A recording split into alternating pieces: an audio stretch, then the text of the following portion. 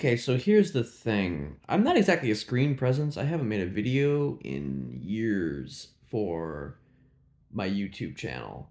I am not a screen presence anymore, and the reason is because of, I can't fucking come down to a coherent thought without giving it like a bunch of time to explain it. So I'll try to condense this as much as possible. Probably no editing or anything like that, but I wanted to comment a little bit on the John Campea shit going on, since apparently that's a thing that's going on. Like apparently everybody has a take on the John Campea show right now, which is interesting because over the I want to say 8, 9, maybe even 10 years that I've watched John Campea, I this is probably the first time that he's gotten to that kind of level where people actually start to have takes on decisions that he makes and a bunch of other shit in terms of how he runs his shows and does business. Uh, I want to point out that I am a John Campea regular. I've watched John Campea since.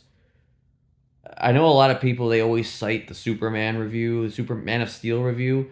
I watched him before the Man of Steel review. Like I watched him back when AMC Movie Talk was like barely even a thing.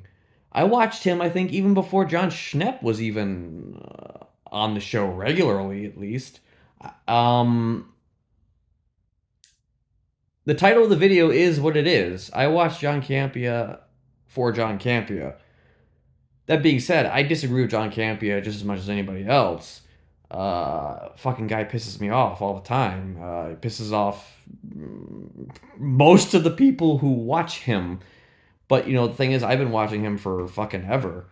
So he's like, there's something about him that's kind of magnetic and keeps you interested in seeing what he has to say, even if you vehemently disagree with everything that he says. And I fucking disagree with him probably more than anybody. But the truth of the matter is that I have followed John Campea through thick and through thin, from AMC Movie Talk, Collider Movie Talk, to his own fucking thing. I didn't ever know about him on the movie blog. That's before me. But I guess I think there's a bit of a dichotomy going on around here in that there's a lot of new fans who have these takes on John Campea and the decisions that he's making, whether you agree with those decisions or not. I don't agree with the decisions he's making. Like, I don't agree with getting rid of Robert Meyer Burnett. I don't agree with getting rid of Taylor or Taylor leaving of his own accord to go work on his own stuff. Same thing with Rob. Well, I'm leaving to go work on my own stuff. Ooh. I don't agree with, the decision to get rid of either of these people. But the thing is that I've been watching John Campea for so long. There's been a round table of people going in and out as the years have gone on, and it's really not that different than how it was in the beginning. John has never had the same people working for him forever, except for maybe his brother-in-law and Jonathan Voico, who used to go by fact checker Jonathan before he was Jonathan Voico.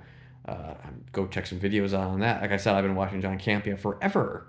I've been watching him forever that I know these little things. Um, it's a tumultuous situation for sure, and it is going to hurt him, and it has hurt him viewership wise. But like at the same time, is it something that's going to keep him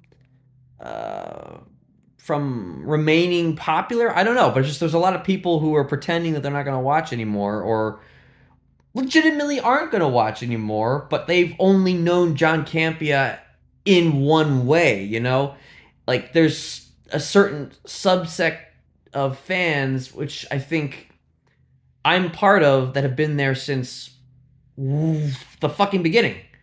And, I don't really, as much as I wish Robert Meyer Burnett was still part of it. And I mean, I guess Taylor was just a kind of a background guy. I mean, I never really gave. I'll be honest, I never really gave a fuck about Taylor Gonzalez.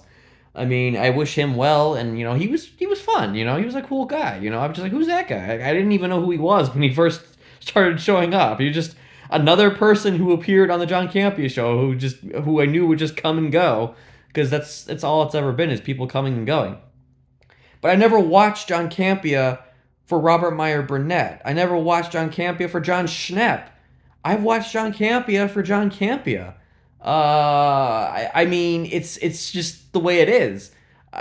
It's not that I like the guy. Like I said, the guy pisses me off more than probably anybody. I would rather Robert Meyer Burnett be on the fucking show. But I mean, I watched John for John. It's just like I'm just along for the ride. I followed him from everywhere that he's gone, and he's turned everything into something. He's elevated everything that he's been part of to much higher status, if that's the way that we're going to talk about it.